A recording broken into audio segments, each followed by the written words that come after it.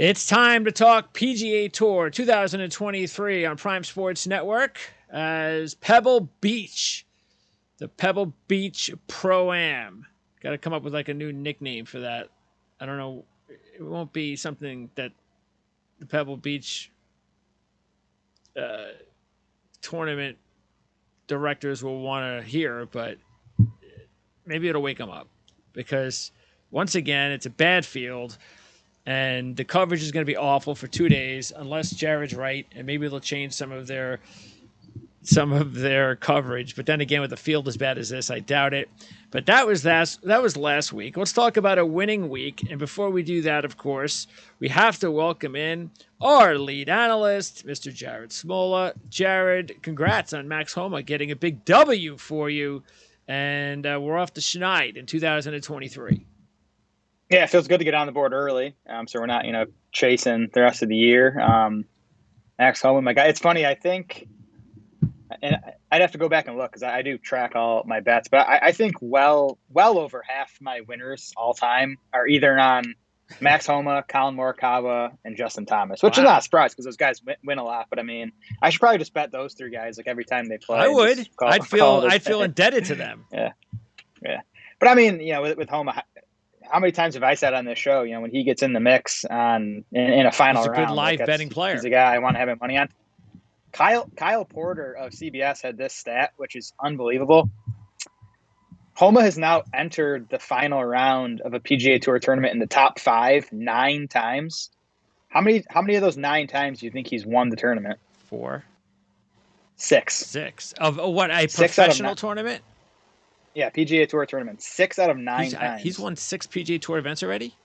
I believe so. Wow. He's won 5 over the last couple of years, right? So every time he wins, he comes from behind. Well, I mean, he's in the top 5 to start, so he might have been in the lead. Got it. But I mean, just to convert at that rate is unbelievable. Yes, 6 out of 9 times. Absolutely, because there are a lot of players who, especially the top ranked ones, and maybe that's the last step for him to become a top ranked player. If he has it in him, he has to get in that mix more. It's a great stat, but that means more. Yep. You need more of it. Yep. Maybe he is ready. And he's got to start. I think he is. I mean, I know the major record has been bad so far. I think that's going to change this year. I mean, the U.S. Open's at LA Country Club, which another West Coast course. We both still have him available on a one and done, right? Yes, unfortunately. I bet him last week. I didn't use him in one and done. Well, at least, see, you got to make sure at least you get one or the other, though. That's the important thing. Yes. Because at least you look at it that way. The money that you made on betting him was probably equal to the amount of money that you probably invested. Honestly, I would rather hit a winner. Of course, get that money up front. Yes, Of course. But I'll use one and done to hedge bets a lot of times, right? Like yes. So for instance, I didn't bet Sungjae last week, who I liked. I used him in one and done instead, and he had a nice week. So yes, fine with that. We're simpatico on that. That's definitely the way to go. And last week, if you take a look at it too. It wasn't like a major come from behind, but it was another off the pace. The off the pace kind of winner at the Farmers at Torrey Pines, and it was a little weird though the way that they manipulated the golf course on the I believe was it on the North course? I believe they made it even easier. Because they knew that those North Course players were going to have it even more difficult on the South Course on Friday with the winds. So they made the pin placements and things of that nature a little easier for them so they could go scoring low a little bit to catch up to the bad weather. And I'm not so sure I agree with all that. Maybe I agree with it if I was betting or if I was playing in that situation. But, because, look, I don't mind if you do that, as long as everybody else does it. But I've never heard that before. Like, you definitely never hear that in major events. Like, if somebody has, like, the bad weather day, they never, all right, well, we'll make it easier for you so you can kind of catch up. They changed the pin positions? They said that again, I don't even know what else you can do because they said that they Yeah, I mean, you changed can the move golf you course can move tee setups. boxes up. I mean, you can move tee boxes up, but they shouldn't be doing Yeah, that. I'm totally that's with what you. they said. And in most cases, when we have these course rotations, and luckily this week is the last time we got to deal with these course rotations. I think for the rest of the Yeah, year. it's tough Uh, to handicap. Yeah, but yeah, when you're rotating courses, you got to keep the same tee boxes in the same pin locations but yeah, for but all two that's or three rounds. what they said. Yeah. I was listening to watching it, and they go, yeah, because of the really 20, 30 mile an hour winds, and they know that the guys that are going to go on the South Course tomorrow are going to really have it. That they blah blah blah, and I just assuming I didn't really hear Yeah. it because every time I got the TV on, I'm always working, but I'm pretty sure that that's what they said. They either the only thing I can think Yeah. of is maybe like you said, T box positive, but I was just thinking, well, how to be pin placements, And but yeah. whatever. In fact, I don't even know Well, I don't. where Homa. Do you remember where Homa started? I don't. I should. I think you started on the north. The easier one. I think so. Yeah. Yeah. Okay. Anyway, I'm not even sure why they do the rotation at Torrey. I mean, they should I just play all know 4 rounds. it's not like Amex, Right. where it's a little Exactly. bit, it's three, and that's different. So we always like to talk about, especially for live anybody that does live betting, take a look at Pebble this week. Remember, I get all this information from Golf Stats. So if you want to become a Golf Stats client, you can check it out in the description area of this video and you find out what code to use. I'm going to try to make a code where it makes it real easy, something like Prime Sports, whatever. But what you do is copy and paste the code. Let us know too. And look, if you're like for instance, you're a football fan and you join Golf Stats, let me know, and I'll put together like a maybe we'll send you something like in draft season. We can go ahead and forward you guys like a draft guide, a copy of the Our Lads draft guide, uh, draft review guide. So we have other partners and sponsors and things that we could always flip your way. So let us know. But I'm looking at the Pebble, see if there's anything crazy. Not really. If you look at it, two of the last three round one leaders, but that's easy to kind of gauge because two of the last three round one leaders shot a 63. And that was, let's see, it was, what's SH? Spyglass. Spyglass? Okay. I don't know what's that. Why is it SH? It should be SG, shouldn't it? It's Spyglass Hill. I think Is is the it? full name. Okay.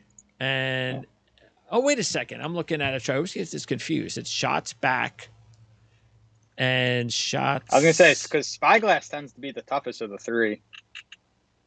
Okay, yeah. And what would. And then Monterey is usually the easiest of the three. So if it says Hoagie first, shot a 63, and it says 1 SH, what do you think that would mean? Because it's not shots behind. Because Berger 2 years ago was tied for 11th, I guess, after round one, shot a 67, and it said 5 SB. So he's 5 shots behind. That's what I'm guessing that means. So what would SH mean? Let's see. So Hoagie last year, I can pull this up. Hoagie shot a 63 on. This will work for me. On at Pebble Beach. Yeah. So he played his first round at Pebble and shot a 63. So I don't know what shots SH means. I don't know. Maybe it's shots. Maybe it's just shots sounds ahead. like a typo. Maybe who knows? I have Could be. no idea. Anyway, I don't care about that. All I care about is the fact that I go by where they finish. And sure, check out the scoring. But how about this? In the last 4 years, you have to be either first or second after the second round. And that is 5 of the last 6, and 6 of the last 8, and 8 of the last 10. And I can go all the way down to like, say, 2004. And if you're not first or second after the first 2 rounds, there's only been 2, 3, 4 players that since that time, since 2004, that won this event that were not in the top 2. So, what do you think about that? Are you surprised by that? I am surprised by that. I mean, it's no come from behinders. Yeah, I mean the winning scores here have tended to be like in the high teens, 18, 19. So it's not a tough course, not super easy, not as easy as like Amex. But I'm surprised by it just because of the course rotation. You think you'd have one of these Yeah, guys who played Monterey in the third round and shoots a 63 and comes from behind, yeah. but evidently that's not been the case. They tend to put the better players on Pebble on Saturday because they want them on Pebble for the TV coverage on the weekend. Yes. So most of the good players will, either start on Spyglass and then play Good Monterey point. or vice versa, and then play Pebble on Yep. Saturday and Sunday. By the way, if anybody knows what the abbreviation means, SH, leave it in the comment section. It must be shots ahead because Hoagie was one shot. Ahead He was in first by a shot has after to round be, one yeah. last year. And it says that he was second then after the second round, 4 back. Yeah, Seamus Power took the lead after round two. And then it said he was tied for first after the Yep. third round. Yep, that's Okay. right. So that's probably what it is. I don't know what SH shots ahead should be SA. But hey, I don't own the site. I just use it. Okay. So that's that. By the way, not only did you get your first win in our picks from last week, your fantasy team, of course, got back-to-back wins, and Keegan Bradley finished second. And Feeling good. Keegan's playing really I well. said that a couple weeks ago. I think I got a feeling about Keegan. I think he might have a good season this season. Yeah, he's going to be on my radar. Not in the field this week, but seems like he is on the brink of winning again. I know he won back in the fall, but he continues to play really well. Yes. So we'll keep an eye on Keegan for another big event because I don't know. I don't think he's has he won a big event since the major? Does he just he had that win. Didn't he have that win like at the end of the year a few years back? I think he won like a playoff event, like a FedEx event. I think he did. I don't remember. I think he might have won. I think he might have won the event. Was that the event that he won the event and Justin Rose won the championship? That sounds familiar to me. And then the next year, I think they changed the rules. Yes. Well, yeah, he won the BMW in 2018. Okay. And Justin Rose came in second. He must have won the championship. So he must have won the Tour Championship. Okay. Yeah. So so I think that's the last one he's won significantly. It was, yeah. Okay, cool. And as far as the one and dones, by the way, so you had you had Im, right? I had Sung Jae, and then I went Jason Day in the other one. Okay, so Sung Jae was a good one. That was a fourth. Yep. And Day, what did he finish? He was in the top 10. I think he might have been a shot back of Sung Jae. So he was top 15 overall? Or top 10? Oh, top 10. He was like 7th, I think. Let me see. I'm pulling it up. But Day finished 7th. He's in my fantasy team. Sung Jae was 4th. Yep.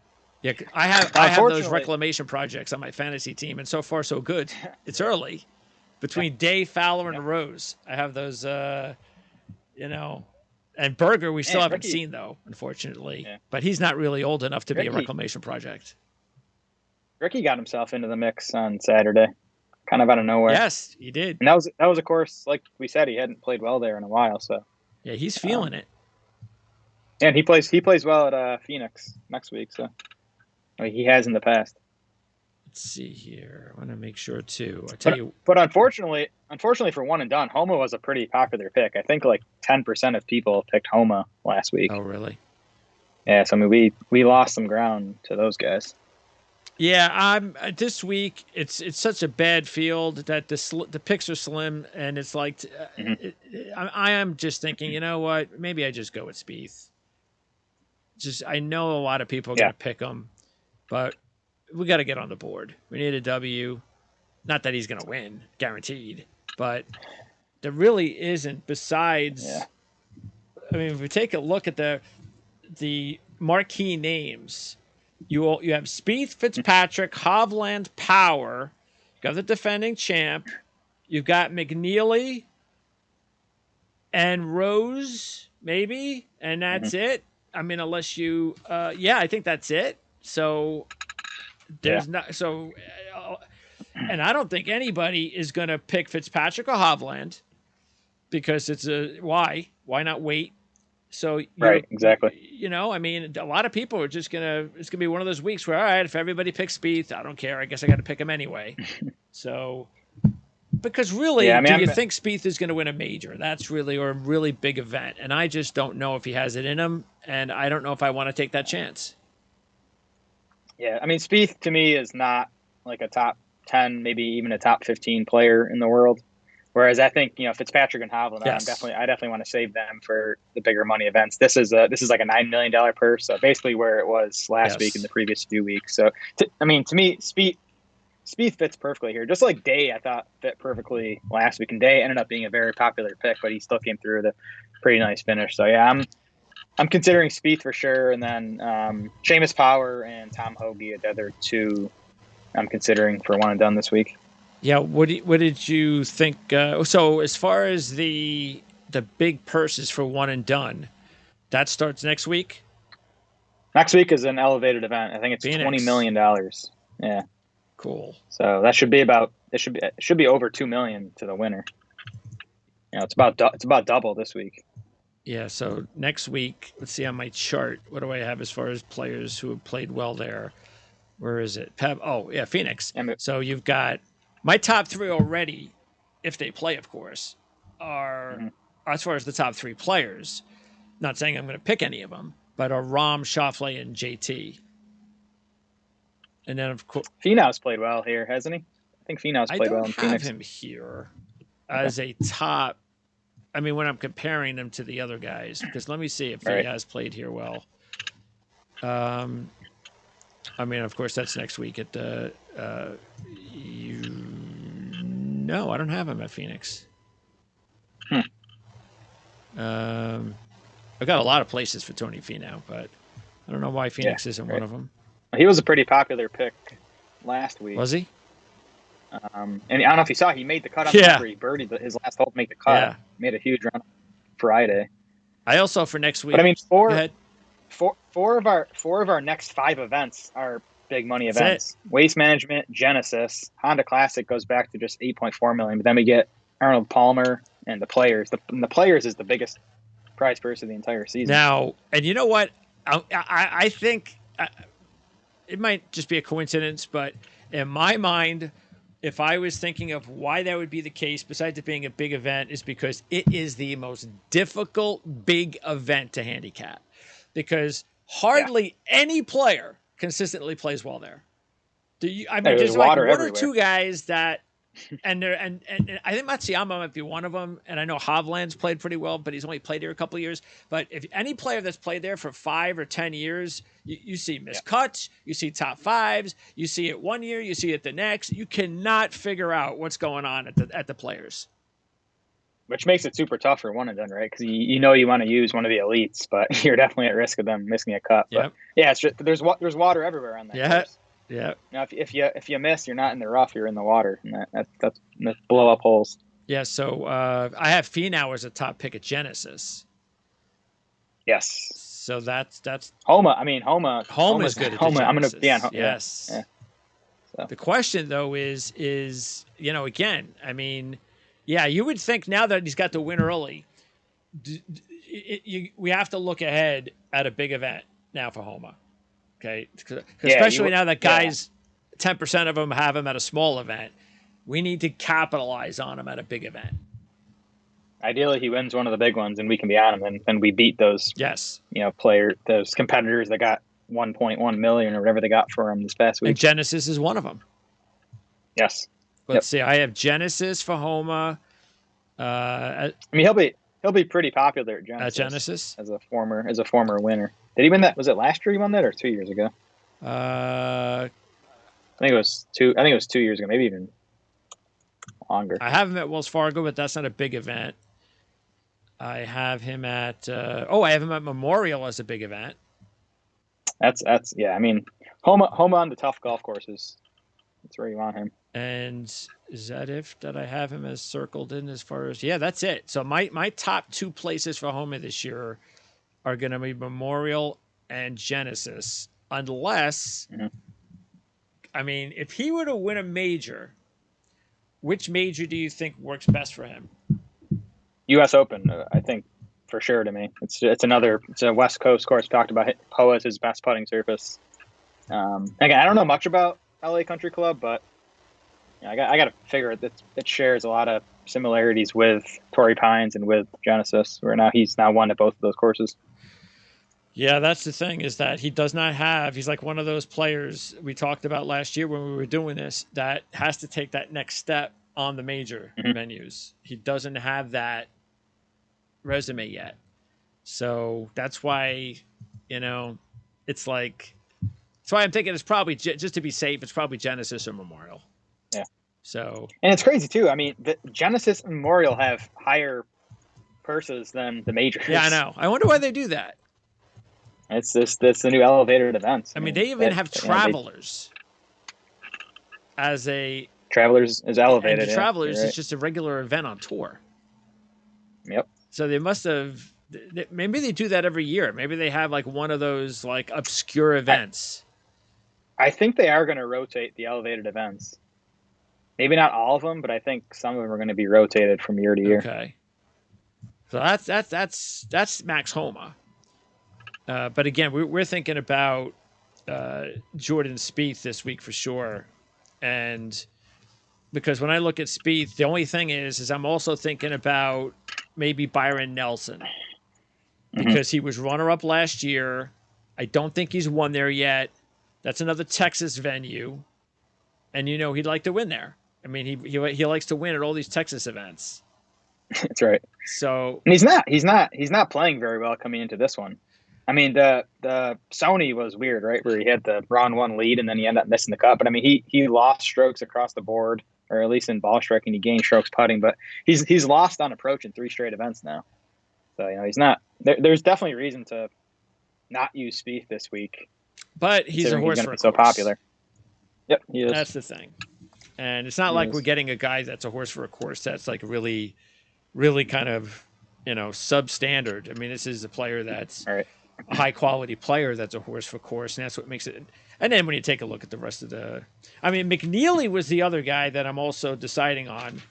I mean, I was thinking about Power too, and I know you have Power as a possibility. And Mm-hmm.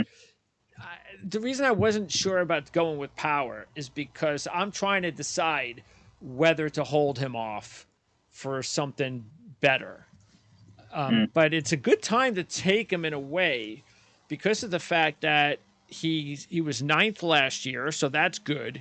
His best result was last year, and Yep. in his last 5 events worldwide, so he's done a lot of traveling.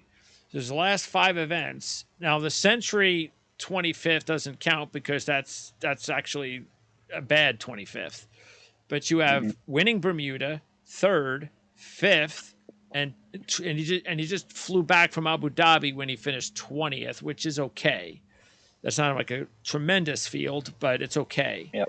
So he's playing pretty well, and it's a pretty bad field. So the question is, Yeah, I mean he was the closest I came to betting. We'll get to my bets in a second. I didn't bet anyone under 45-1 this week. I can understand Power why. was the guy I was. He was the guy I was closest to betting at 25, 22-1, wherever he is now. But instead of betting him, I'll probably just end up playing him in one and done. Yeah, the Rocket Mortgage I have as a top event like this. I don't remember what his the reasoning was, but I have him. Let's see. Well, he's come 12th and 8th last 2 years at Rocket Mortgage. Go. So that's probably why I that had him makes sense. penciled in for Rocket Mortgage. But again, it's the same Yep. value for Pebble Beach, pretty much, isn't it? Yes, just a slightly less. Yeah, but basically the so same. that's the thing. So that's why I was thinking Power, Spieth, and then McNeely, because because this is it. If I don't take McNeely this week at one and done, I'm not taking him unless he gets hot and he has a breakthrough, that kind of thing. But this is clearly his best venue, even though he hasn't played much. He doesn't have a tremendous history. But statistically speaking, he's played here 4 times. He has 2 top 5s and a runner-up. And here's the most important thing, again, which is important when you're doing one and dones, because even if you lose, you just don't want to have a bad miscut kind of deal. 7 straight top 35s on tour. 31st last week and 7th cut at Sony before that. So he's as hot, he's as zeroed in as he's going to be, and he's playing a venue that he's better than he's ever been. The combination says if you're going to take McNeely, this would be the week to take him. Yep, So definitely agree there. And I think Hoagie is in the mix still too. I mean, I feel like people sometimes shy away from the defending yeah, champ, and it's like tough to see him winning back to back. But I mean, Hoagie still comes in number one in my model this week. He's the top guy for the stats I looked at for Pebble. yeah. So Let me let's see. I've got the models up. Let me show them. Wait, what the hell is this? Oh, I've got the wrong model one there, dummy. All right, there you go. All right, so there I've got your two key models there. Of course, we've got the top 10 in event history, which we'll always have up there. And then this week you picked top 10 in proximity from 1 to 125 yards over the last 12 months. So why did you pick that? correct, yeah. So at Pebble, 22% of approach shots come from that 100 to 125 range. Tour average is 12%. So, it's close to double the amount of approach shots coming from that 100 to 125 yard range. It's just Pebble Beach is a short course, but there's a lot of tee boxes where it just forces you to lay up. You can't just take driver and blast it, 50 yards from the fairway. You have to kind of lay up at 260, 270, then you end up having these 100 to 125 yard shots. So, yeah, Hoagie was awesome from that range coming into last year's event. That's kind of why I was on him. And again, he's number one in it coming into this year's event. So that's why, again, I think he's live. It's a great course for Hoagie. Yeah, it is. The main reason why, there's two reasons really why it's tough to repeat. One is it's just statistically, it's just very Yeah, hard. But two is because usually the defending champ, there's a few other things that he has to do with media and sure. responsibilities and things of that nature. But what was it? Who's it? Case Lee did it last year. Yeah. Yep. So Case, what was that? The Byron Nelson. Correct. So that was Cage Lee winning back to back. So it does happen. And then even if he doesn't win, when you talk about those kind of statistics, what it's saying is at least if you are thinking about taking Hoagie this year, yes, why wouldn't you take him at this place? Because he is the Yeah. most comfortable there. It works for his game. He proved it by winning. And even if he doesn't win, he still should theoretically play well there to give you a good result. But the thing is, because look, for Hoagie, because we both picked him last year, I wasn't looking, nor should you, at players that are veteran players like Hoagie. And the first 5 or 6 years, in this particular event, he had 3 missed cuts and a best of 39th. What I really cared about was the 12th before that, knowing that he's a better player. And now he's a much Yeah. better player after the win. But you could tell that those are things that you just shouldn't really worry too much about when he wasn't anywhere near the player he was going into the event last year. And now For this year sure. with the Yeah. win. That's why. Yeah. And that's why I like looking at these stats, last 12 months, last 6 months, because Yes. these golfers get better. They get worse a lot of times. So I'm more concerned about how they're playing recently versus, what they did at this tournament 5 years ago. And as we get ready for breaking down the field here at Pebble Beach, let me take a look at the picks. So I'm going to throw in the picks here. And I got to make sure where it is, remove the logo and we'll post our picks. We'll post that there for a little while. So we get going here. And by the way, our weekly handicapping report for these PGA Tour events brought to you by playbooksports.com and also, of course, the new YouTube channel, Playbook Experts. So check that out. Mark Lawrence, legendary handicapper, does the show every Wednesday on his channel, on his YouTube channel. Football will segue into basketball. So it's not over football season. Matter of fact, Mark and I will start talking college hoops in a few weeks, all the way through to the Final Four. But look, you got to start, of course, as the favorite. I know the odds have changed a little bit as they always do. So again, if you're new to the channel, listen to Jared. Get your picks in early. It's usually good to get them in like Monday morning, correct? Yeah. Yeah. I try to That's get for most of my research done Sunday night. but that's for not underdogs, but because I wouldn't say get it in early for favorites. That'd be the opposite, as you saw in this event. Because Spieth was 9-1, now he's 12-1.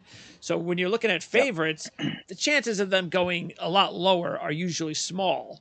So if you're looking at favorites, yeah, also better off waiting. The Yeah. opposite, but if you're looking at the mid-range to long shots, then try to get them in early. Definitely the long shots, because I think these books, if they, if there's a guy at 150 to 1 and they take a few bets on him, like that guy gets slashed at 100 immediately. So yeah, I like making as many of my bets as possible on Monday morning.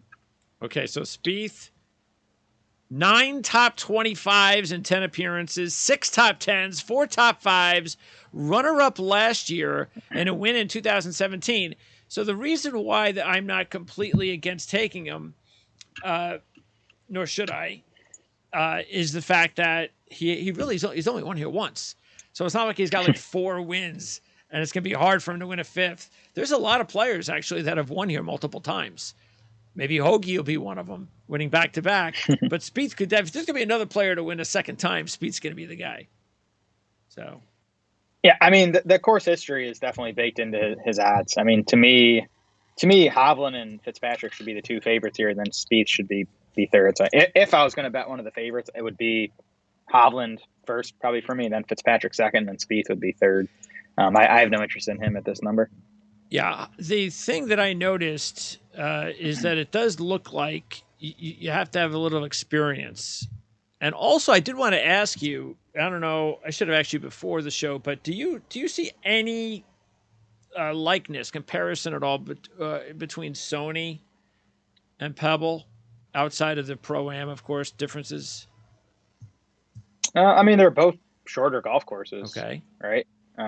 Different putting surfaces, but I think there's definitely some crossover. Because I believe the last 5 winners played at Sony. So the year that they won. So that's one thing that I noticed. So you can keep an eye on that. And let's see, what do I have it at Pebble? There it is.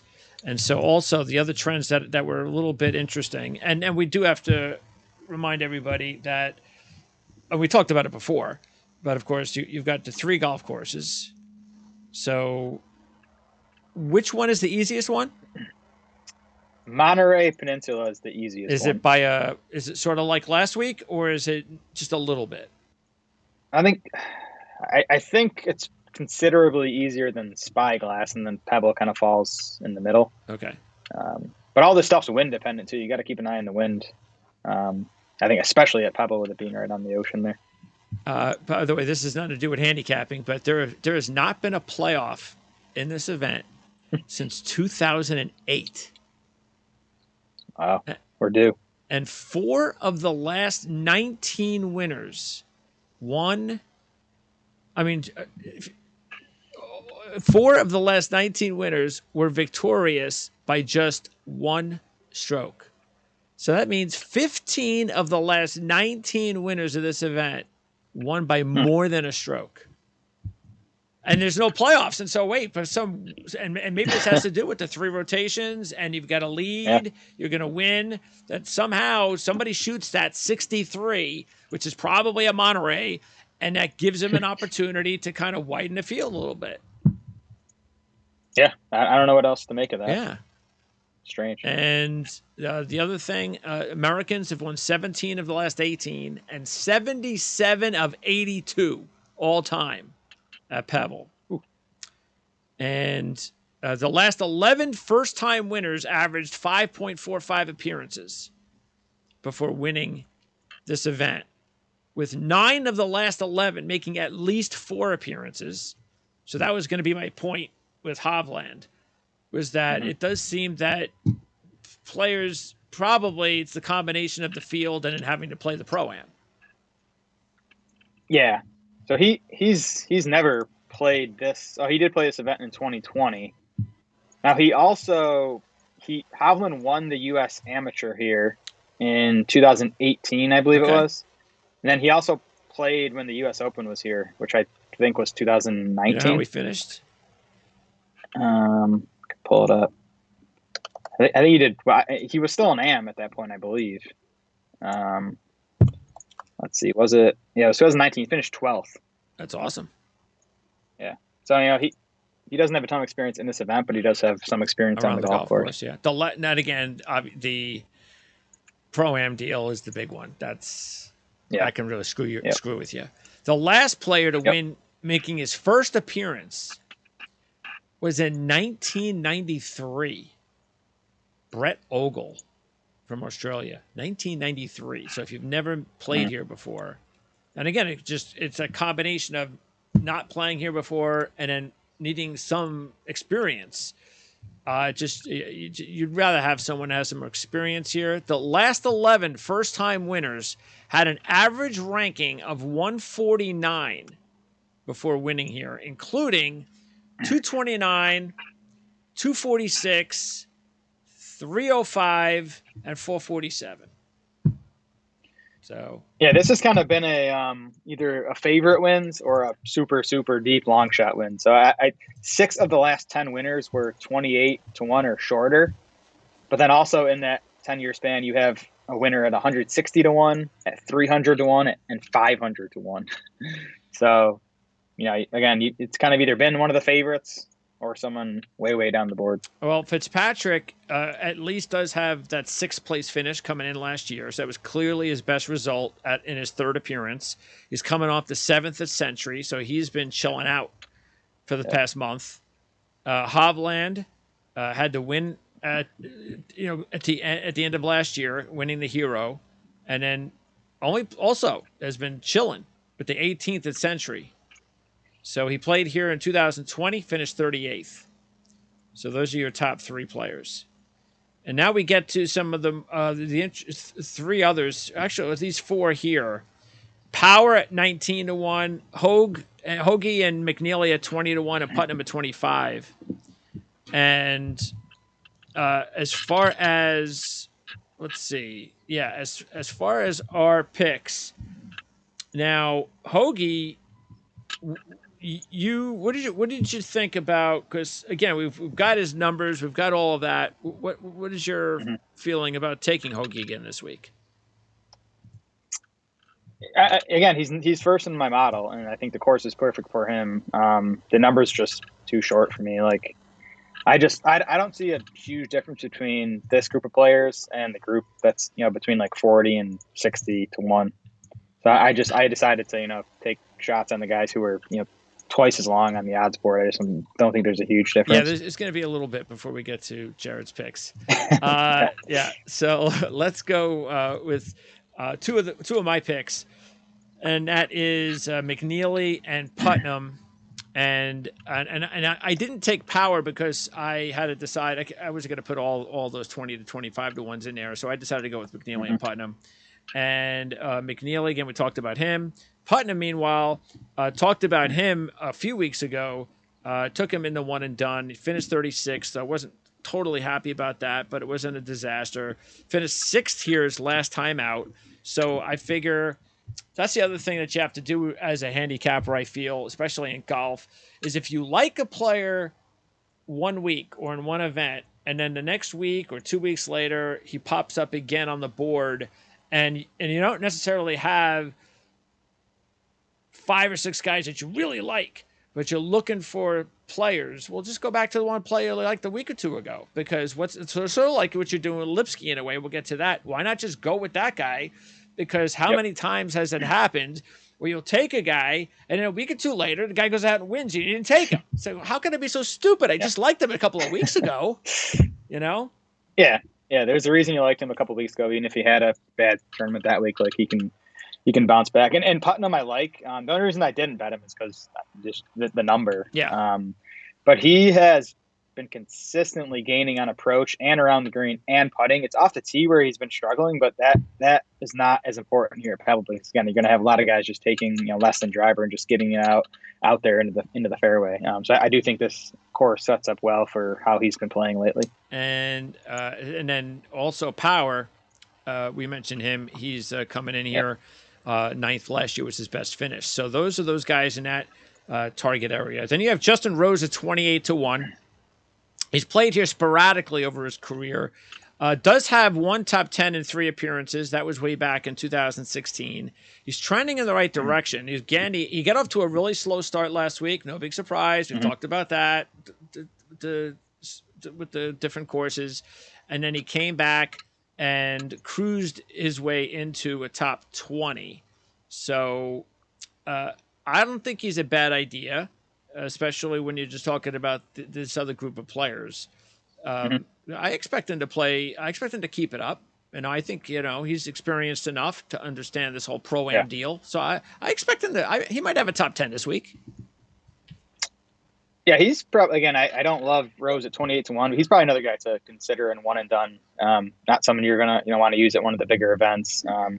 Does seem like a pretty good course fit for him, especially at this age when he's not one of the longer guys out there anymore, and he has been playing well. Really over his last 4 events, 9th, 29th, 26th, 18th. Yeah, so he definitely seems to have found something. And then at 35-1, you got Kuchar, Mitchell, and we'll just go with those two, Kuchar and Mitchell. Kuchar, I was actually thinking of Kuchar as a potential because he's coming in after the 7th at Sony. Now he's got his proper rest as an older player, so I could see this being a good opportunity for him. He's very experienced here, playing here 15 times, but he only has one top 10.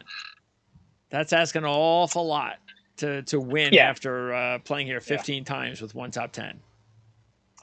Yeah, I'm not sure Kuchar's going to win again on the PGA Tour. Now, if he does, it's going to be on a short course like this. And he is playing well lately. He's gained off the tee in 5 straight events. He's gained on approach in 4 of his last 5, so he's playing well.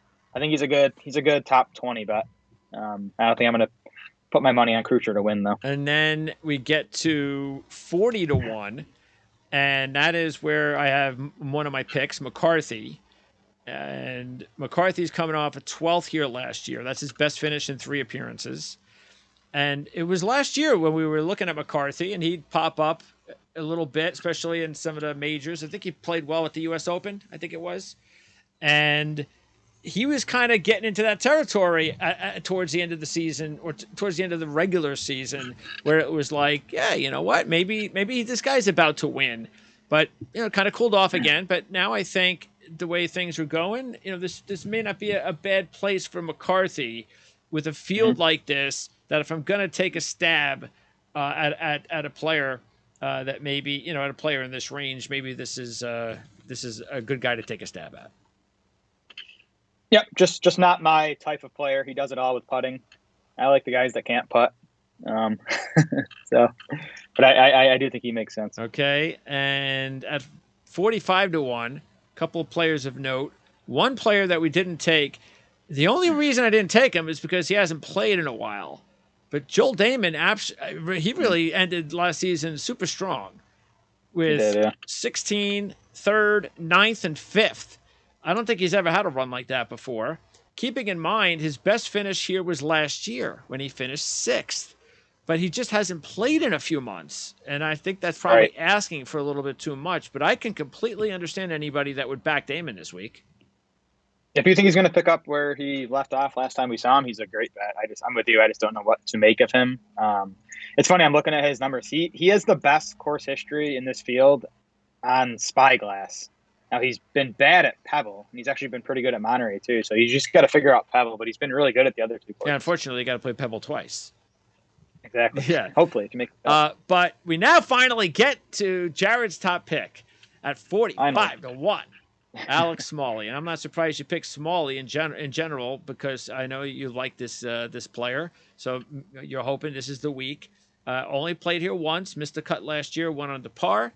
So what do you like this week? Most of all, as not only a pick, but you're the pick. I'm going down the board with longer shots this week.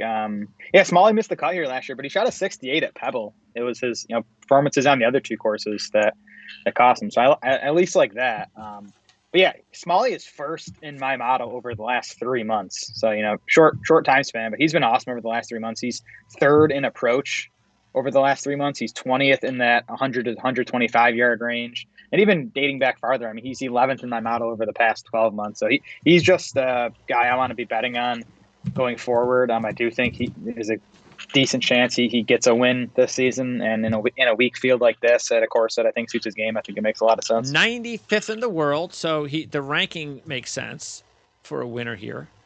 And yeah, look at that. The end of last season, or towards the end of last season, his last three results were 11th, 4th, and 5th. And overall, as far as his professional results go, he will be looking for his first professional victory. He has no wins as a professional. His best finish was the Punta Cana Championship PGA Tour event last season when he finished runner-up. Okay, next up, there are some 50-1 shots. Pendrith is one of them. I know you like Pendrith. Detry is going to give it a chance for the first time. We told you about those first timers. A player that did not make my board, that the only reason is because I think I'm just like, in a way, throwing a dart at a dartboard. Not saying I won't put a buck on him, because I will. There's like about 6, 7 guys I'm going to do what you're doing. I'm just going to throw a buck on him, and this is going to be one of them, and that's Taylor Moore. Taylor Moore was 16th here last year. He's coming off an 11th, a very impressive 11th last week. So I figured, sort of like what you're doing with Smalley, I figured, a guy that doesn't have a lot of experience here, but maybe this is the right time to take him. So, yeah, I looked at Taylor Moore, and what I love about him is POA is easily his best putting surface. He's actually a negative putter on Bermuda. He's like flat even on bent, but he's a big positive on POA. So, he's a good ball striker. You look at his off the tee numbers, his approach numbers; they've been pretty solid. So if you can catch a hot putting week with Taylor Moore, and this is his best surface. I do think this is a good course for him. At 60-1, we grab another one of your long shots, Ben Griffin. Griffin will be playing here for the first time, so he's going to look to break that streak of first timers. Like I said with McNeely, Griffin is going through a nice stretch. 7 top 35s over his last 9 events, including a third in Bermuda. Yeah, I think like Alex Smalley, just another young golfer who seems to be playing really well right now. Griffin's gained off the tee and on approach in 5 straight events. He's 7th in this field off the tee over the last 3 months. He's 25th on approach. He's 37th in that 100 to 125 yard range. So just checks a lot of boxes. And again, another guy like Smalley just seems like an ascending player. Yeah, let's see, 4, 5, 6. He hasn't missed the cut in his last 10, I believe. So that's always nice to see. He is 97th in the world. And during that stretch where he hasn't missed a cut, 7 of those, I think it's 7 of 9, were in the top 35. So he's been pretty consistent. Yeah, it's a pretty small sample of the strokes gain data I have on him, because he hasn't played a ton on the PGA Tour, but he has these spike putting weeks. I'm looking at it now. He has 3 events where he's gained over 4 strokes putting out of like 12 measured events here. So, we'll see if that continues to be a trend or not. But I do like those players who, maybe are negative putters for a few weeks and they'll just spike and get really hot with the putter. Okay. And then also at 60-1, by the way, Moenax, who, by the way, is on Jan's fantasy team. Moenax, 60-1. Stallings is also on Jan's fantasy team. And he's been hit or miss. He's got 3 top 15s in 8 appearances, 1 top 5, but he's missed a cut 2 of the last 3 years. He's also kind of cooled off just a little bit. He was hot there for a while. So it's important he kind of get going again. Burmester, we've talked about him. He missed a cut last year, 3 over par. These are all the players around the 60-1 range. Knox is also in that range. He has a decent history here with 6 top 35s in 9 appearances, 3 top 15s in the last 5 years, including a 7th in 2021. He was 33rd last year. So Russell Knox, probably the most consistent player in that grouping at Pebble Beach. Every time I bet Russell Knox, he lets me down. He actually is a good fit here. He's one of the better approach players in the field. He's not a good putter, and he's not good on POA, which is concerning. But he was definitely on my list. Knox is a tough guy for me to click on to bet. I feel like every time I bet him, he disappoints. All right, now 70-1 shots, and one of your players is Lipsky. Going back to Lipsky, why not? 24th last year, really good showing a couple of weeks ago. when he finished fourth at Sony. Came back, missed the cut last time after that. That's okay, whatever. Moving on. Maybe this is a good week for him to kind of get going again. Well, he lost 4 strokes putting last time out at Amex when he missed the cut. And putting does tend to be the issue with David Lipsky. POA is his best putting surface, though. He's just a slight negative on POA. He's way negative on the other surfaces, but this is his best surface.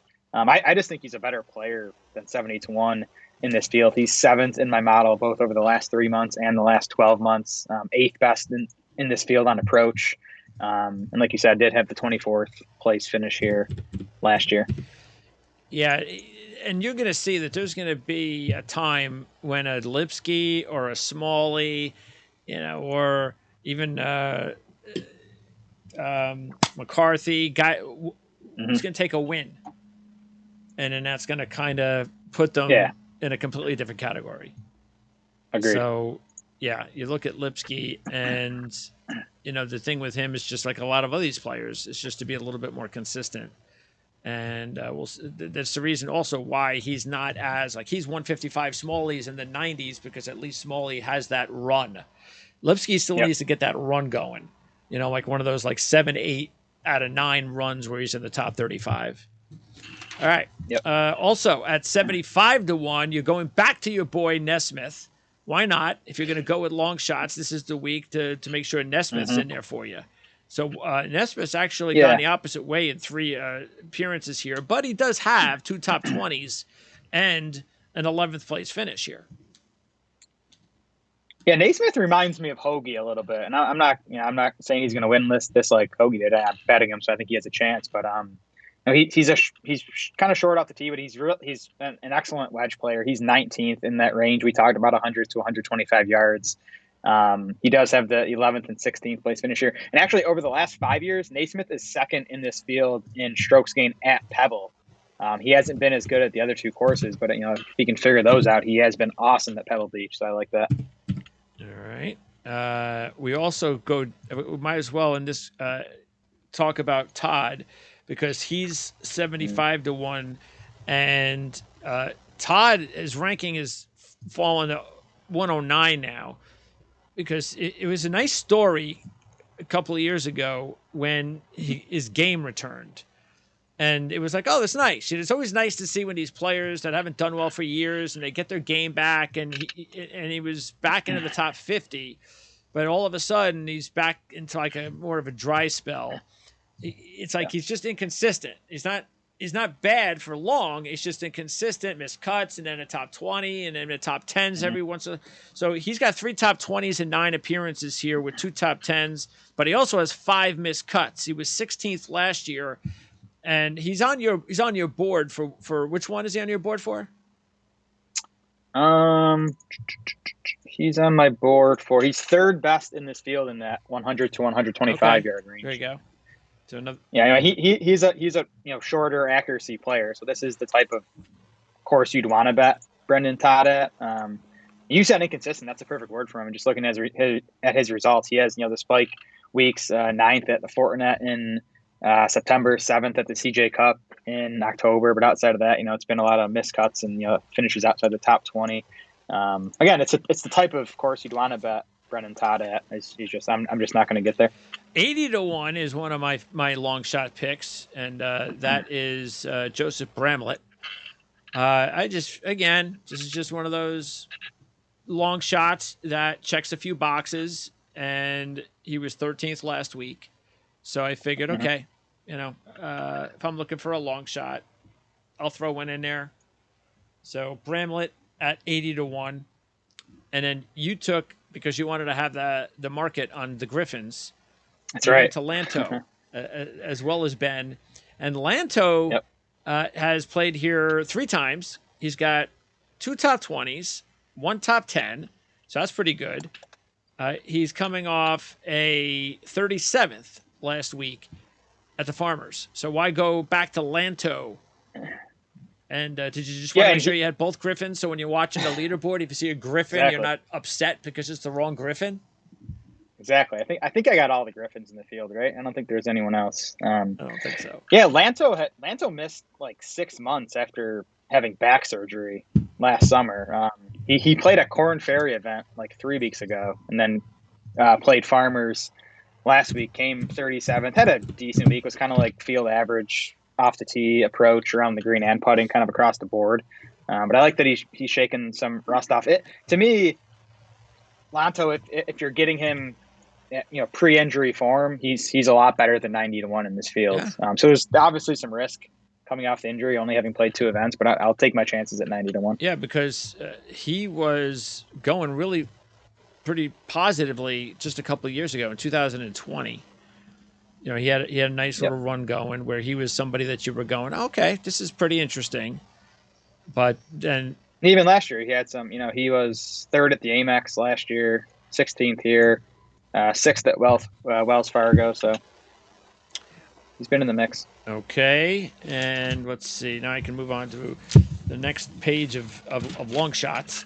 By the way, Paul Hostler, we didn't pick Hostler, but he was third here last year. It's just that he's until he figures out how to be more consistent off the tee. It's just it's I don't even know why you could take the guy. Maybe you take him in live betting if you think he's in the right situation and maybe he's hot off the tee, but I don't know if he's gotten any better recently. The kid's got talent, but he's not where he needs to be. And he seems to I don't know if choke's the right word, but he seems to feel the pressure whenever he's in the mix. It's easy to choke too when you're pretty wayward off the tee. Wild, yeah, for sure. Not a good combo. No, bad one actually. Okay. By the way, one of your boys you did not go with, Cal Taryn, is 80-1. One of my picks last week, Shelton, also 80-1. Webb Simpson's 80-1.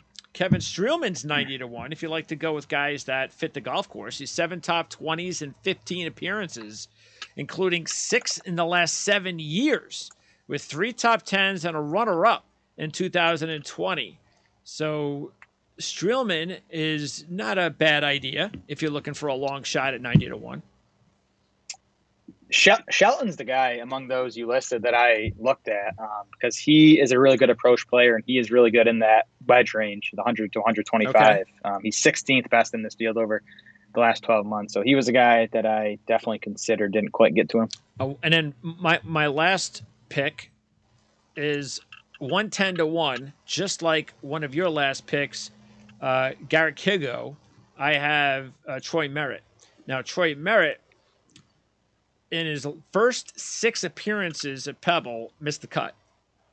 But in his last 4 appearances, which have come in the last 5 years, he's 8th, 25th, 16th, and 4th last year. So hey, you know what? If I'm going to take Troy Merritt this year, this is the golf course to take him. Yep, short hitter, good putter. It's a good course for him, as those recent results would kind of tell you.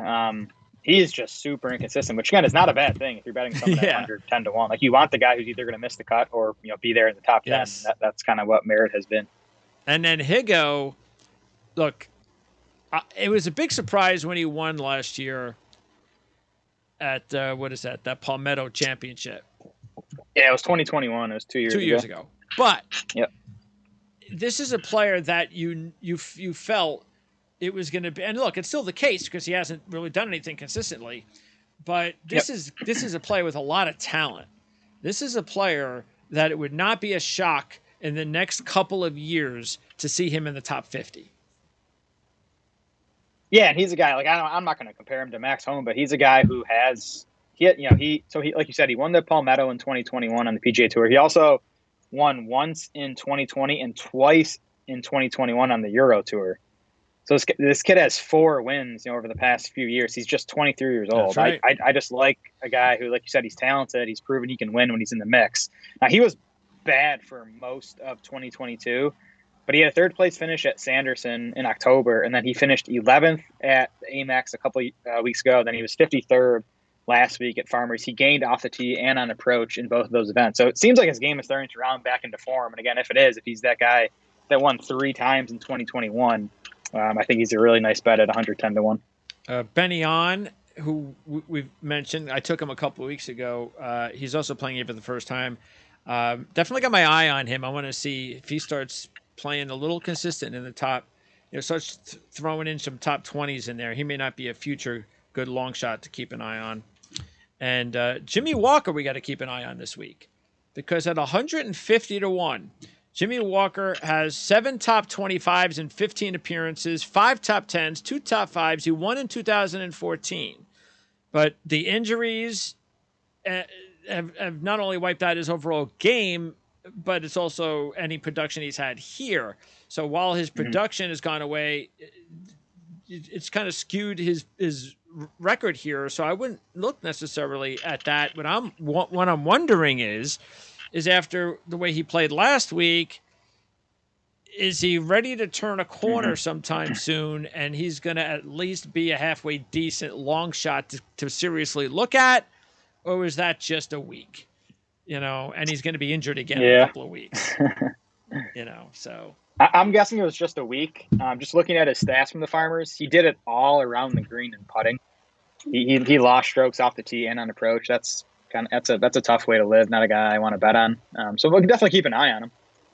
Because if he can, get and stay healthy, he maybe could be relevant again. But not for me this week. We talked about Schmid. Matty Schmid, we mentioned him a number of times this season, and he is going to be your big long shot this week at 180 to 1. Yeah, well, Jan mentioned him on our draft show. Rookie. I honestly I had never heard of the guy, but then he popped at Amex, finished 6th. I saw quite a few of his shots on Sunday. He just impressed me the way he hung in there, being in the mix as a rookie on a Sunday. Over the last 3 months, he's 19th best in this field off the tee. He's 37th best on approach. So, I'm buying what Jan was selling with Matty Schmid. Yeah, again, Jan had 4 rookies to keep an eye on. Schmid was one, Hall was the other, and I can't remember who the other 2 were, but 2 of them are playing in this event. Was Eckroat one of them?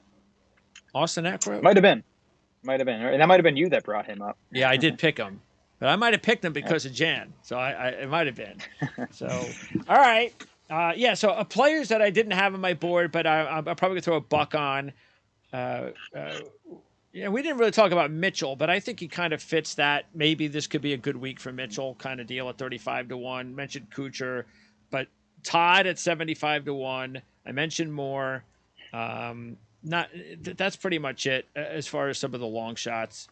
You've got the market cornered on long shots this week.